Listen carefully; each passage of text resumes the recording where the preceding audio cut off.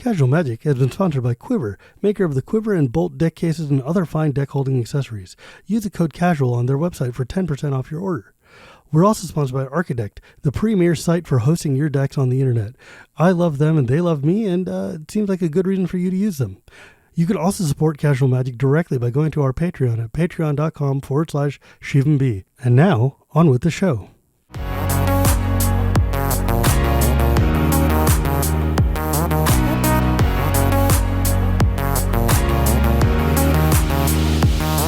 Hello and welcome to Casual Magic, the show where we talk about the fun side of Magic the Gathering.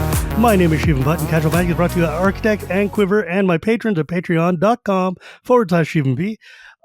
Today, I am very, very thrilled to be joined by one of my dear friends and probably the dude who has guested on this show the most, maybe next to like Wheeler or something, probably. No, probably at this point, even more than Ben Wheeler has, because we spun off a whole different show for that.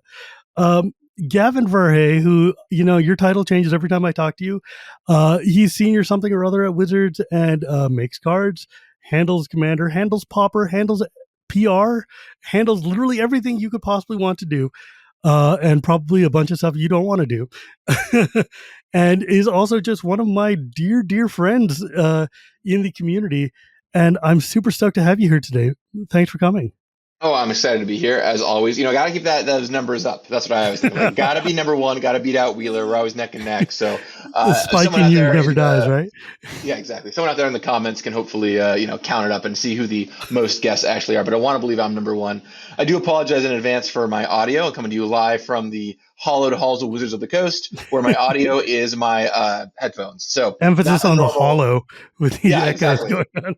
Exactly. So you'll have to. The great news is you'll get all kinds of great insights on Magic and Commander. The bad news is it'll be a little bit like I'm talking from a tin can, but that's a sacrifice you must make.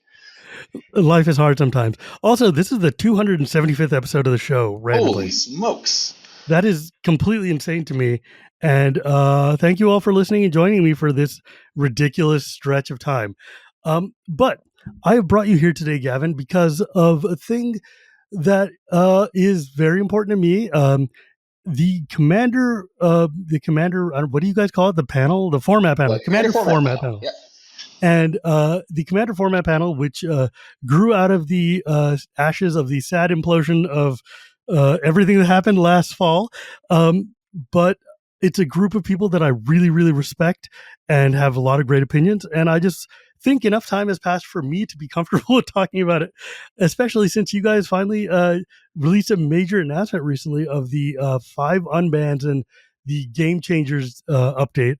And especially, and since we really haven't had a chance to talk about the bracket system and Commander and just in general, I thought it would be a really great time to bring you on and just see how it's going. Well, hello, here I am.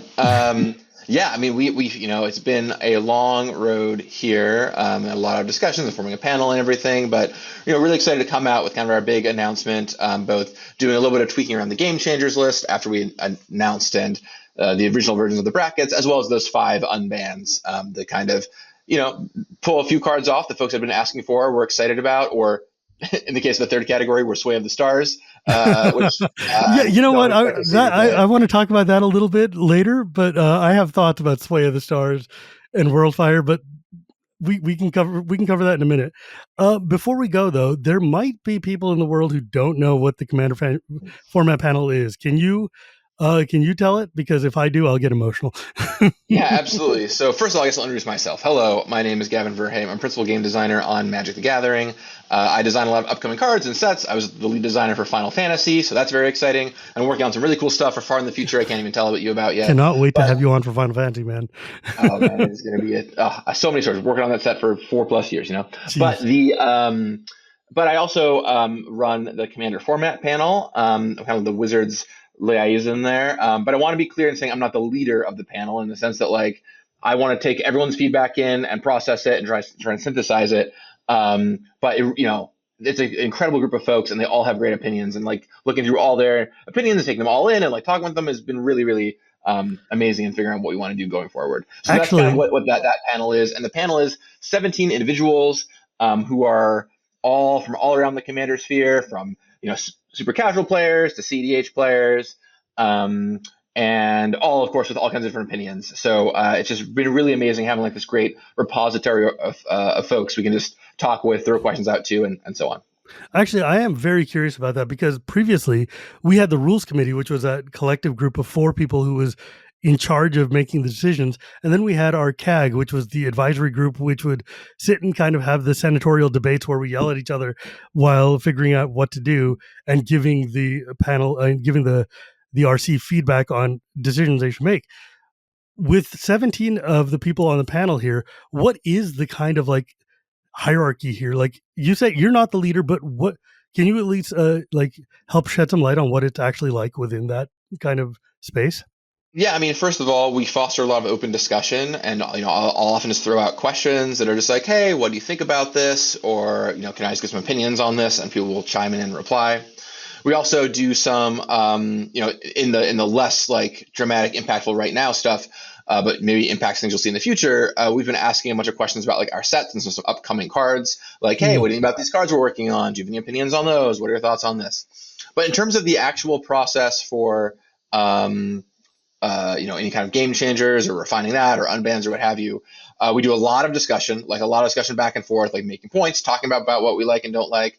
And then we also do some voting as well. Just like, hey, let's look at the votes across and just see what got how many votes. And while votes are not the end all be all, and when I say I'm not the leader, what I want to mean is it's like not like I'm trying to rule with an iron fist or anything along Mm, those lines. mm. Like, yes, I am synthesizing everyone's information. Yes, I am bringing it to Wizards with their suggestion, which I guess makes me a leader in some sense. But I'm not like the I call the shots. What do you think about the shots I want to call kind of thing? I Mm. really want to be able to bring everyone into the fold, hear all their opinions, and then synthesize it into like the will of the general group. And while not everyone's going to agree, obviously, because getting 17 Commander players to agree on everything on a thing is often impossible, getting the general vibe and the tone of what's happening is kind of what I go for. Buddy, I was there for 5 years. I know how hard it is to get anybody who is on the old school CAG to have even getting groups of us to align for small things felt like triumphant. Like there's some folks who like we were always just going to be on diametric opposite ends, and I'm not going to name any names, blow up anybody's spot, but there's just some folks whose opinions are very different from mine, and I anchor the far casual, so it just happens. But Well, one thing I think is really great is, people on the whole have been pretty active and happy to provide their opinions, right? And I don't expect everyone to yeah, agree. In fact, I don't want everyone to agree, right? The reason why no, there's 17 different people here who all have very different backgrounds is so we can get a variety of opinions and make sure yes, that a lot of player voices are heard here, right? We have people from outside the US, we have store owners, we have CDH players, we have people who've been playing Commander for a long time, people who've been playing for a handful of years, and like being able to take all that stuff in and hear from so many different perspectives, as well as leading on the community as well for just their thoughts has, I think, been really informative in building out what we've built so far. yeah. And like I said, I have a lot of faith in the people that you guys have chosen for this panel because I mean, a number of them are my old colleagues. A number of them are people who I would have loved to have brought on to the CAG. So it's like I feel very comfortable having given it to you guys. But who makes a decision? Like if you guys are having this discussion, like, hey, we want to remove Sway of the Stars. And then, like, let's say that of these people, you have like I don't know what the vote count is, 10-7 or something, or maybe not even 10-7, like some evener number, like 8-9. Is there like a deciding vote? Are you like the Yeah, so here's what we did this time. There obviously it was more than just looking down votes, right? There's a lot of discussion around everything, and we of took course. all the cards. What we did is we did like some initial straw polling of votes, and then discussion about the cards that got a bunch of votes, right? Mm, Kind of what we wanted to do with them, so that engendered more discussion. But the final process was basically we voted, we talked for a while about the cards, we narrowed it down a little bit, we settled on these cards as what we wanted to do, and then once again, like, okay, I guess I am kind of leading it in a way, right? But I am synthesizing everyone's yeah, information, I'm not right? trying to And what blow they you up, want man. from I'm just trying to us. say that like Um, there is somebody whose voice is actually going to tally everything. well, yeah. So I look at all that, and then what I do is I ultimately bring that to Wizards, right? Because Sure. while my hope and my goal is that mostly what the panel wants to do is what we're going to do. That's really what I'm aiming for here. Ultimately, like Wizards does have the format now, and so we had a normal BNR meeting like we do for all of our formats, where I brought in the suggestions from the committee Mm, to bring to everybody, and I presented that, right? So I was the liaison between Wizards and this group. I brought in, I presented, and fortunately everyone was on board with doing the stuff that we wanted to do right there. But of course, there's more opinions than just these folks that get taken into equation.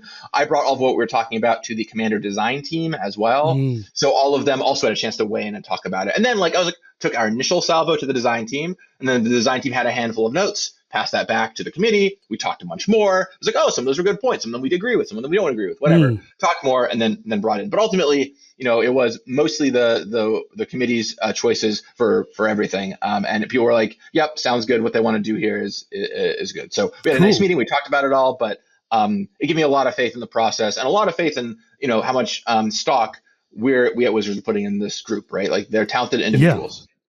Yeah, I mean, because obviously this is a decision that impacts literal millions of people, and banning and unbanning, I know for us was an incredibly heavy burden to take on, because you're changing enormous amounts of people's just the content of their collection, and that's something that's not a responsibility you take lightly.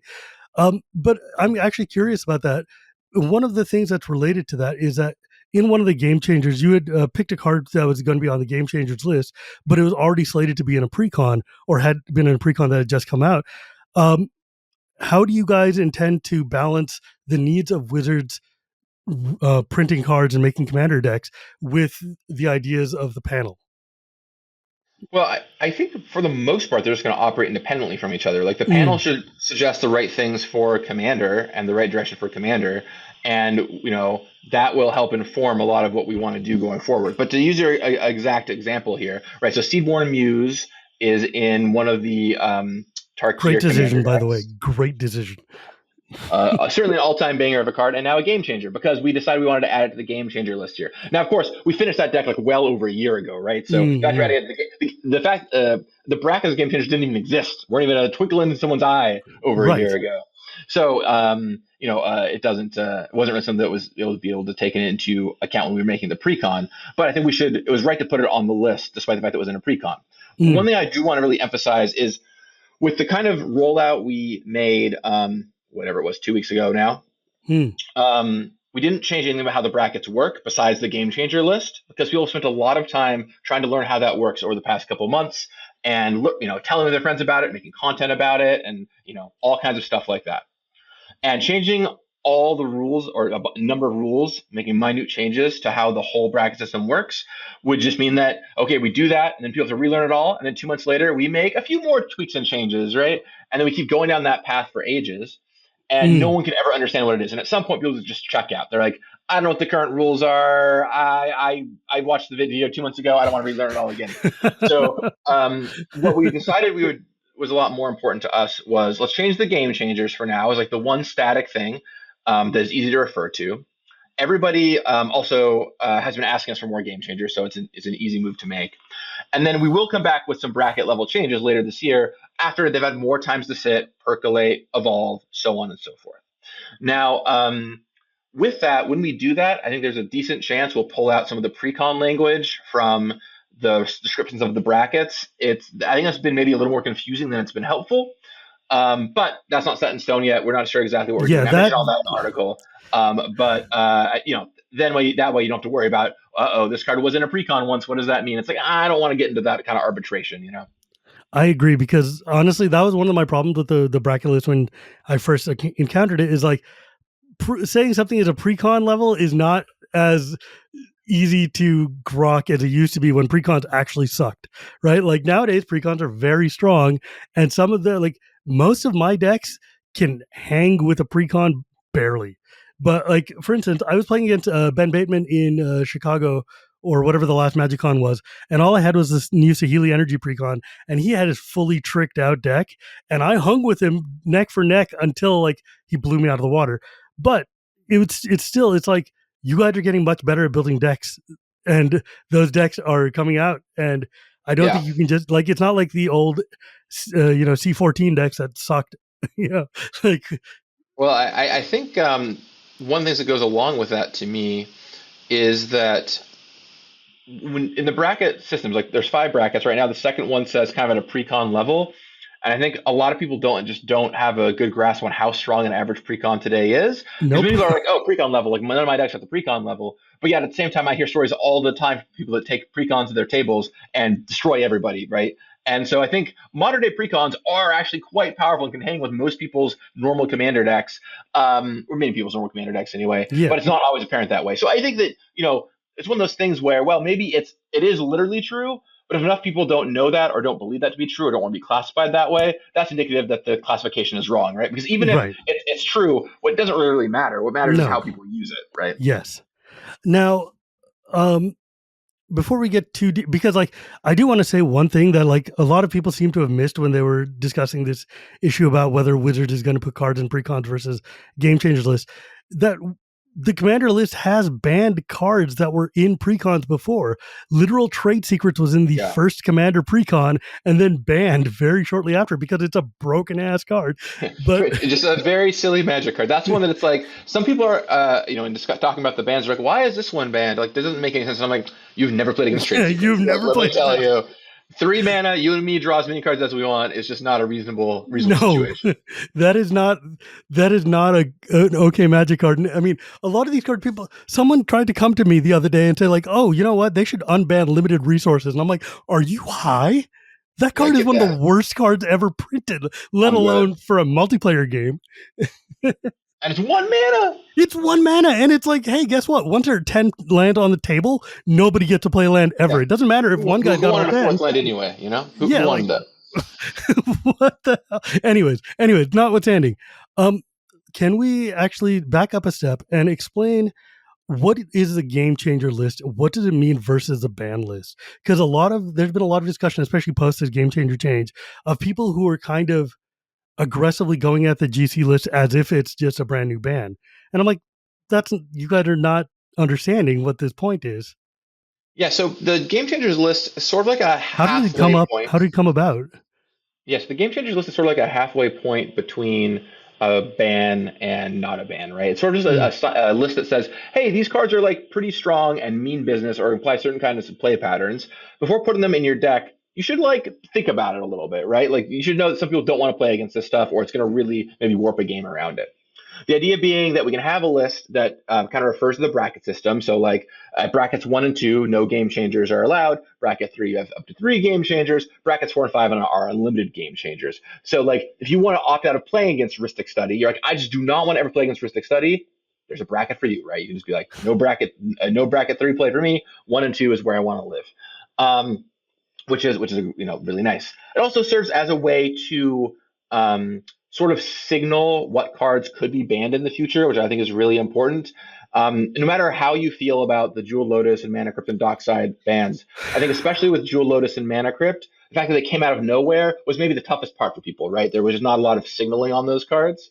And having a list that's like, hey, these are cards that we could look at in the future for bans is, I think, really worth doing. There may be case for some rare exceptions, like a Nadu situation where it's just like, yeah, this card came out. No one wants to play against this card. Let's just chuck it into the sun, But for the Leave most that card in part, the cube where it belongs. It's like that card is.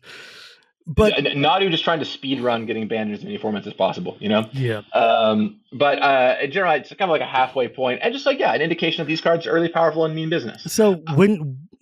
So did you come to the panel with the idea of the game changers when you guys brought the panel on, or was that brought from the panel? Yeah, when we came to the panel, we had some very rough sketches of like what this kind of system could look like. But I'd say the bulk of it was the panel's work, and really hats off to them. They did a lot of job sketching it. We tried a lot of other stuff that was not working or was way worse than what we have now. One version literally meant labeling like every card in Magic. So, which would have been a lot of work. We'd still be doing that. One of the big things that they were keen on, and some of our designers were keen on as well, was one list to refer to, right? Hey, there's one list of truth that you can check against. I thought that was a really good thing. So originally we had like a lot of different lists. We had like, here's the mass LD list, don't play these, and here's the extra turns list, don't play these. And eventually we're like, no. But if we say extra turn MLD, 90% of people, 95% of people will understand exactly what that means. Let's focus on just the list of cards, right? And go from there. And I think that's been a really good decision. I generally, I think I agree, especially nowadays people have mobile phones, people have the ability to check a list. and having an Well, with easily websites like, say, Archidect, one of your lovely sponsors, it makes it easy to like just have easy access to know It what that does list though. is. Sometimes it is a little funny though when you look at some of my decks and like for instance my Tajik deck, which is my beloved Pet Soldiers deck, is absolute garbage and requires things like Smothering Tithe and Jessica's Will and whatever to actually function as a deck, and that pumps it into like tier 4, and I'm like, this is not a tier 4 deck. I appreciate the memeing there, but what I'll say is like maybe your deck doesn't need Smothering Tithe and Jessica's Will, and it's just been trying to play against people's brackets that are too high. And if your Tajik deck, which is all soldiers and super fun and casual, is just a bracket one deck where it's like, hey, I want to show off all my favorite soldiers in one place, then I don't think you need Smothering Tithe and Jessica's Will to compete, right? Like, people are going to be playing their meme decks, and that's what this power balancing thing is all about, right? It's like for a long time, Commander has been like this arms race of Yeah, like, all right, my friend's playing Smothering Tithe, so now I got to play Smothering Tithe to keep up. And my friend is playing Jessica's Will, so now I got to play Jessica's Will to keep up. And this is a way of saying like, hey, no, actually, if there's a place where we can all agree to not do these things, then we can take them out of our decks instead and play the game that we actually wanted to play instead of feeling priced in to playing the game that we're forced to play by the power level all my friends are playing at. So right. I do think that is one way to take it, right? And if you want to play bracket one Tajik and take those cards out, I got a goofy bracket one deck. I'm ready to play against your Tajik, and I think that's great. I mean, honestly, that's the thing. You're absolutely right. Is that like my deck was unable to hang with other decks, and because we only had CDH and then the broad spectrum of like 7, Yeah, right. and it's And like the many points along the 7 path. Yeah. yeah, and I think having at least these slices gives more than anything actually the thing that's different this time is that you've got buy-in from the community, as in the community is actually taking this seriously and trying it out. And I see things like content creators will get together like, hey, we're going to be streaming a bracket 3 game or whatever, and like that fills me with an immense amount of just like satisfaction to see after like 5 years of trying to solve this problem that you guys have got something that people are willing to try. Yeah, and the reception's been really good so far, right? Like at MagicCon Chicago, it was like 87% of people that took our survey said that it was useful in their games. About half of all Magic Online games are using this. Amy, who runs Spellbot, which pairs spell table games on Discord servers, over half of the games are using it there. So like for 2 months, it's had a really good adoption rate. And frankly, like if you were to tell me that just for all time, for the rest of Commander, if I could lock it in right now and say that half of all games are using the bracket system, I would call that a huge win, right? Because a lot of people don't need this. A lot of people are just like playing with their friends at home or Yeah, whatever. They know what they're doing. They enjoy what everyone's playing with. You don't need this. And I think a key part is like, it's not about using the specific system. It's not about having to use anything like this, but it is a tool in your tool belt to help you find good Commander games when you go to something like a MagicCon or a yes, game store or what have you.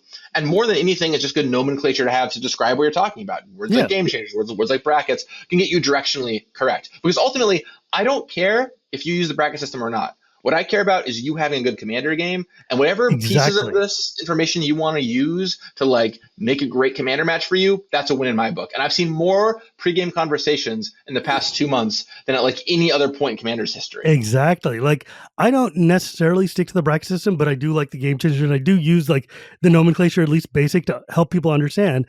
But it's like Toby Elliott said, not playing commander, not playing bad commander is better than just, or rather, not playing commander at all is better than playing bad commander.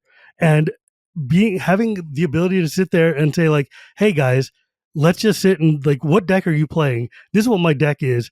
And like without having to like give away, like there was a time there where people were taking our words a little too seriously and giving like a full essay on the deck construction philosophy. I'm like, no, dude, I don't need to know the thoughts you had for picking this particular opt instead of that one. Just how strong is your deck roughly? Like, are you going to kick me right now, or are we going to take a minute? But the brackets give us much easier. Like, hey, yo, this is my like end of day bracket 4 deck. I'm like, okay, great, I know what we're doing, right?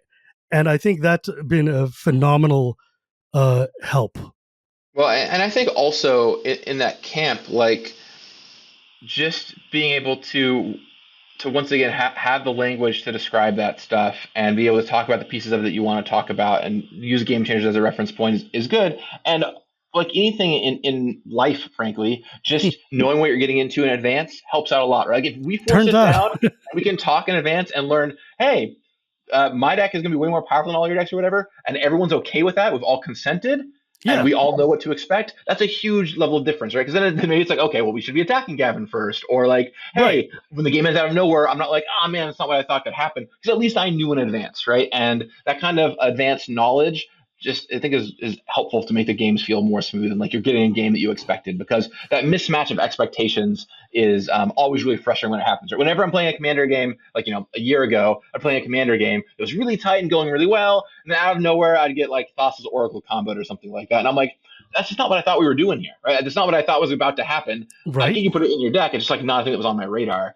and even knowing that's a possibility helps me like brace for, hey, that could happen, which helps out a lot. Right. And like I mean, honestly, the only way you're going to get equitable commander that's ever is like playing out of a sealed box where everybody's got like power limited because they don't put soul rings in booster boxes. But like that's not practical for everyone, and nobody is like a degenerate like me that wants to just play draft chaff commander. Bracket one, baby, draft shaft commander. Let's do it. Yeah, I think. I mean, we bracket one need is to taking time to destigmatize catch on. bracket one, man.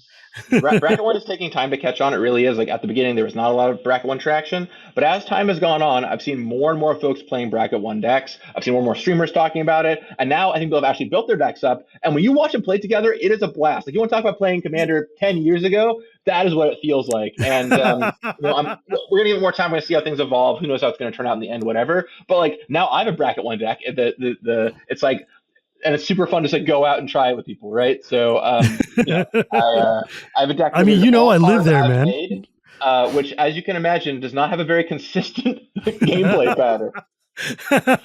Um, I would probably call it bracket two, but I think it's also like a reasonable bracket one deck to play, because it really is like all about a goofy theme and like me playing a card and be like, hey, did you know I made this card, right? And everything else. So and I think another key part of this whole thing, right? And this came out in the article recently, and it was in the original article too. I think it was just buried a little more than we should have put it, frankly. Which how important intent is to all of this, and Yes. intent is really the key part of this whole thing, as what you are intending to play at, not what some calculator says, right? So with bracket one, like the intent of bracket one is this is your really silly casual deck with a funny theme around it or whatever.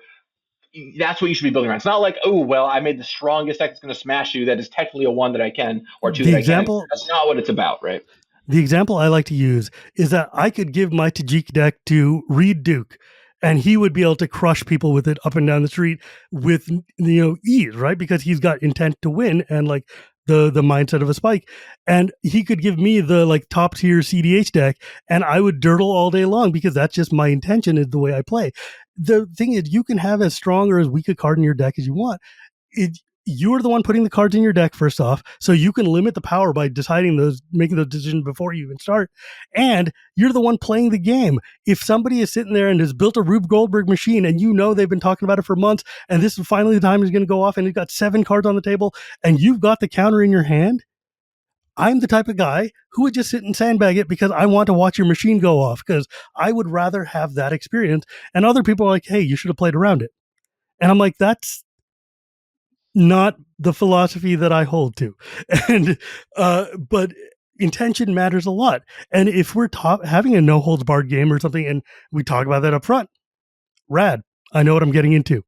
Right. But if not, if you're like, hey, we're playing bracket 2 decks, and then you pull off and just like raffle stomp, then I'm like, come on, man. Like, yeah, if you are lying about what your deck is capable of doing to try and beat people in Commander, you are being a bad actor, right? That's just, I so respect you for putting that in the ban list announcement of just like, hey guys, you are bad actors. You're doing this on purpose. No amount of discussion is going to, or like bracket system is going to stop you from gaming the system. That is a thing you choose to do. Right. And if you're going to do it, we should call you out. Yeah, I totally agree. Hey, do you remember the time where I came over to your house and played your soldier deck against you a bunch? I tell this story a lot because it's one of my favorite stories of like, so Gavin came over to my house and I grabbed all of my decks because we were just bored. And I was like, hey, I'm having some trouble with like these various decks.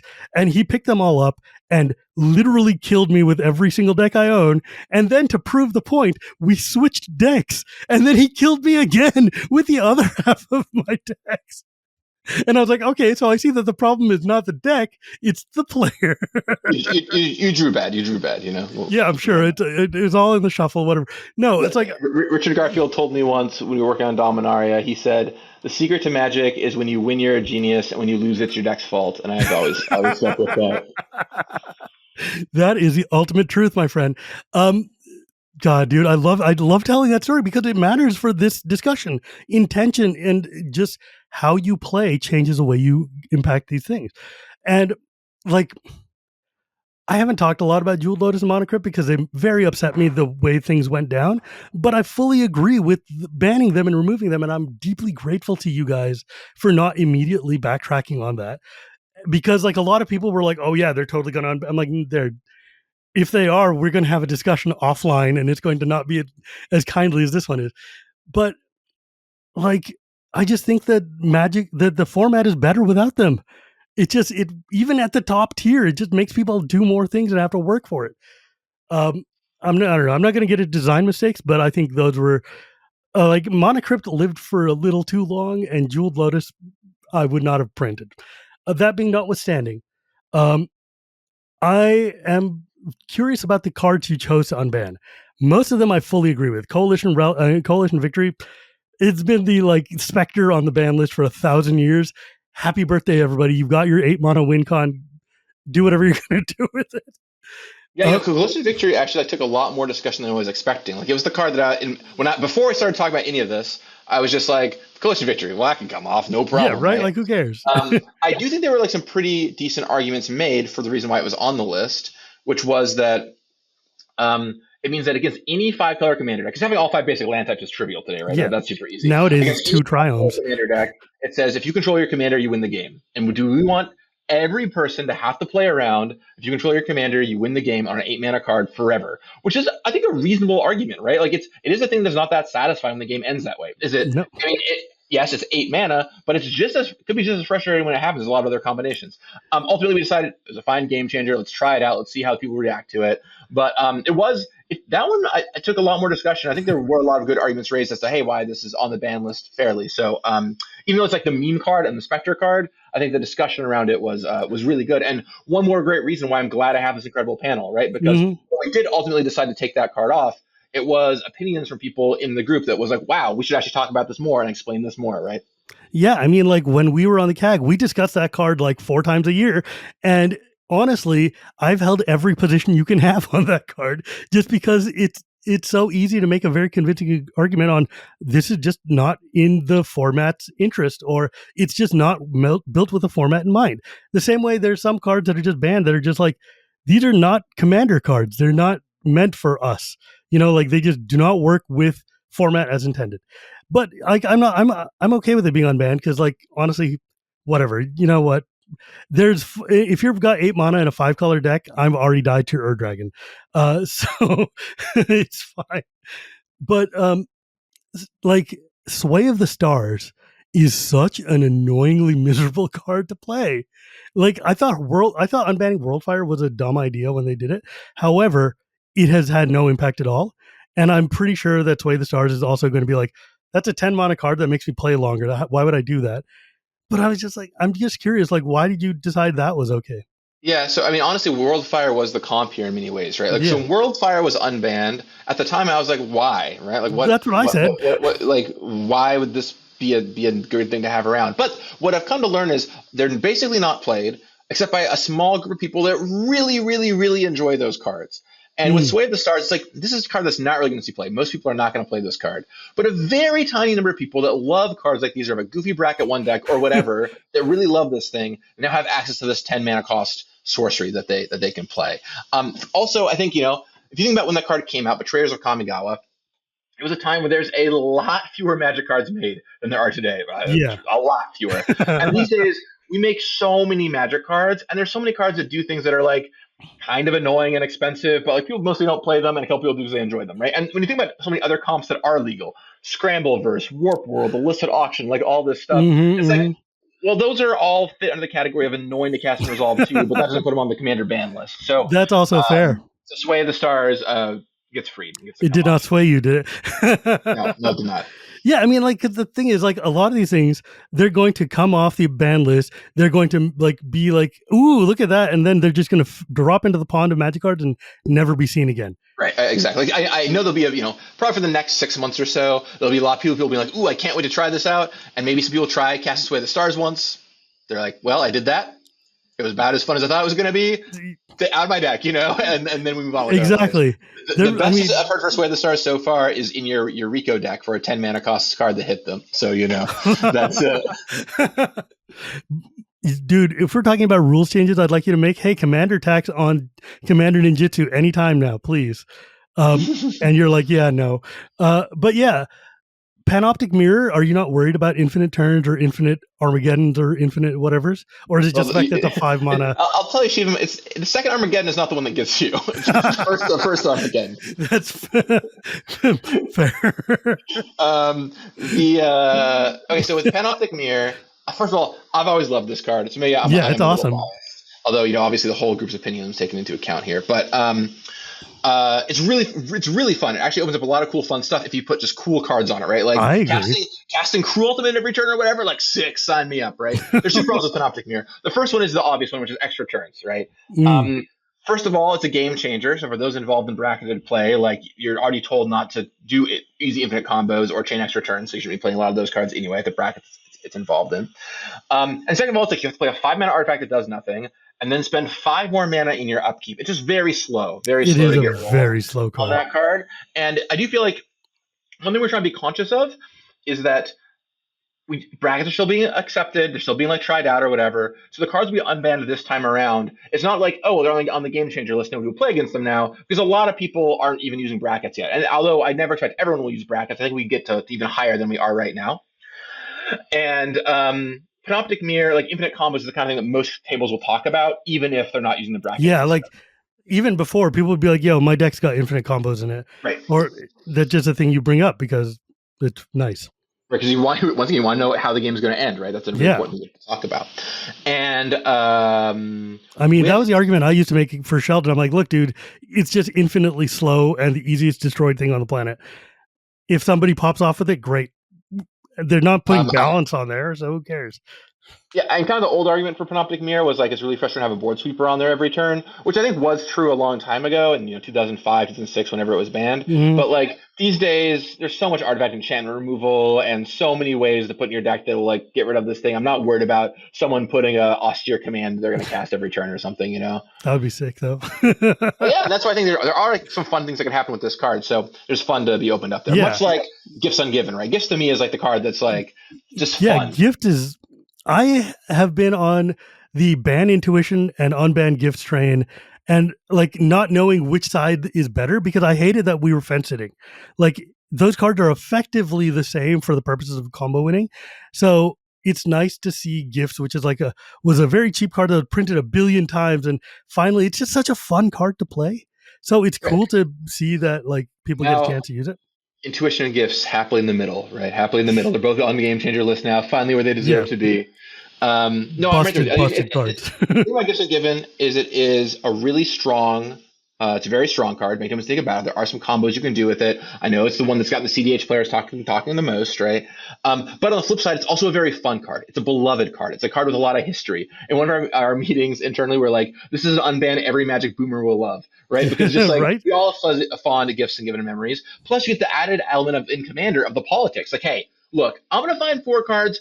Give me the one that will help you out and the one that will help me out, right? So there's a lot of actual fun that can happen here. Sway the Stars is I don't think it's going to do anything. Let's just take it off the list. It's nobody fine. cares about Sway the Stars. This is the one that's if you'll play this more, it'll probably make things pretty fun. So yeah, but Braids. Braids is a boomer unban that everybody's going to be frowning about. Well, so here's the thing on Braids that I think it's, I did think about this one for a while. The group thought about it for a while. Here's where I am on Braids. It is not the most fun card in the command zone. We'll start I hate that there, card, right? Man. It sucks. Turn 2 Signet into turn 3 Braids, frowny face. It can be a miserable game. A few things about that. First of all, the command zone is the one thing that everyone knows before the game starts, right? If someone has Braids in their command zone, much like they flip over Turgrid or whatever, you know what you're signing up for. And it's very easy to be like, hey, can you not? I really don't want to play against that. Fair. And there are some people that really enjoy this card. And at higher power levels, it actually enables some strategies that are kind of cool. Another thing about Braids is it's a pretty cool 99 card. A lot of sacrifice decks are really happy to play this card. It's got a lot of fond memories associated with it. So we'll see what happens. Maybe 6 months from now, everyone's like, oh, Braids. But honestly, I don't think the card's worse than Turgrid. No, I would rather Turgrid and Toxtril go first because those cards suck. but that's between me and Megan. That's fine. um, I don't know. I think like I said when I saw your list, I was very pleased with the choices you made. I think by and large, they're all things that I would have agreed with had I still remained on the panel. And like for those of you guys at home, when I left the CAG, I was asked to join this panel. I chose not to, and I needed because I was going to retire after 5 years, anyways. I needed the break, and I don't regret. I mean, I do regret it because like it would be hella fun. I miss doing that a lot, but I am also so grateful that I've had this time to just kind of like let it be someone else's problem for a minute, and we can talk about later how the future goes. But um, with that in mind, though, like you've added a ton of like high end, higher power players to this format panel that more so than we had on the CAG, especially. Do you think that has changed the nature of discussions? Like the fact that CDH is now like one of these official brackets, even is way more recognition than it would have gotten before. Um, are you guys cognizant of the fact that CDH is like becoming much bigger of a thing? Because one of my issues is always trying to make sure that we remember the kitchen table player and Yeah, not just give in to the tournament yeah, guy. for sure. Yeah, I mean, I'll say first of all, I have no worry about the kitchen table player. We without that our focus on commander has been and will continue to be casual commander play. Like that is really, really, really important to us. I do think that there is a small contingent of people, like just comparatively, that love competitive commander. Right? It is growing. Even as it is growing, it is still a fraction of the size of the rest of the commander world. But I do think Mm, that it deserves a seat at the table and being having people in these discussions, right? Because sure. commanders is it's trying to be a one size fits all format. As we all know, that's impossible to have one size fit all. So we're going to end up with collisions along the way of what people want. But it is really important for competitive commander and CDH to have like a voice in the room talking about what is good or what is not good for those formats. And people like Lua and Deco and Rebel has a lot of experience on CDH as well. That they're more multi-focused Yeah. now. It's all really valuable stuff, and I'm really happy to have them there. We offered the position to everyone who was on the RC and on the CAG, right? So anyone that wanted to come over could come over. Most people did, so we have a lot of those old opinions there who had that history and background, and we added in a few other new people as well to get some more global perspectives, some different perspectives. And as I said in the article, all the way back when we announced this in October, I think. Well, at the end of this year, we'll rotate a bunch of people off. We'll probably put a few new people on, and that will change a little bit to keep it moving and Mm, consistent, consistently evolving. And the panel will go down in size, like once we're through this first year, especially with all the bracket stuff and yeah. matchmaking stuff. Want to have a lot of widespread of opinions. It'll get trimmed down a little bit in the future. Yeah. But for now, I'm really happy to have all these folks here as we work through some really important stuff.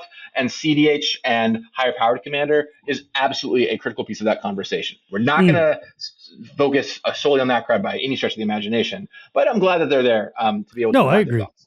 It's important. Like Sheldon used to say, especially when we were doing the flash ban, like when your neighbor's house is on fire, you put the fire out first, and then you talk to you don't worry about who your neighbor is. You deal with the fire before you handle that. And like I think, I mean, I'm glad that they have a voice because I think it's really important, especially folks like Lou are just so smart and so clever and so well just aware of what their format needs and wants. And so I really appreciate having like this kind of balance. I just want to make sure that we don't forget Tajik over here. Yeah, there'll be no freeing of Tajik, trust me. Yeah. Because so now there's been like 6 months or so since you've started this.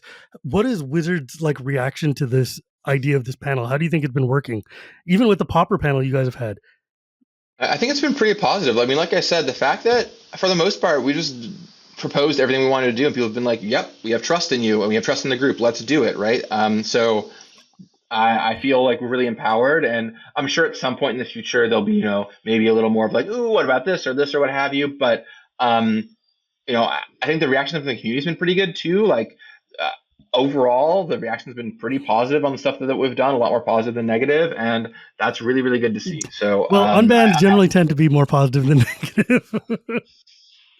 I'm just waiting for the first time you guys pull a ban list, and then we'll see what the community's opinion really is. But I think having an anonymized voice behind your face in an article is so much better for the mental health of the people on the panel that I am just deeply grateful that this step has been taken because It would have been nice. There were times during the tenure where I would have loved to have had uh, the barrier of wizards between me and the world. Um, it was a challenge. It was a rough one. But like with Commander though, like God, like the thing is, like we've talked about a lot of these things, and like there were a few cards that were added to the game changer list that I thought were a little confusing, a little just like I'm not sure what's doing here. Like for instance, crop rotation. Like that's a really strong card in CDH or not CDH in like Canlander and Singleton and stuff like that. But why would that be a game changer? Yeah, so this is a great example of why I'm so glad we have this whole panel. Because crop rotation was like not a card I would have considered for the game changers Not in a list. million. And in fact, when it was proposed by the panel, I was like, you really got to explain this to me. Let's talk more. But they're like, look, all the most efficient tutors are on this game changer list.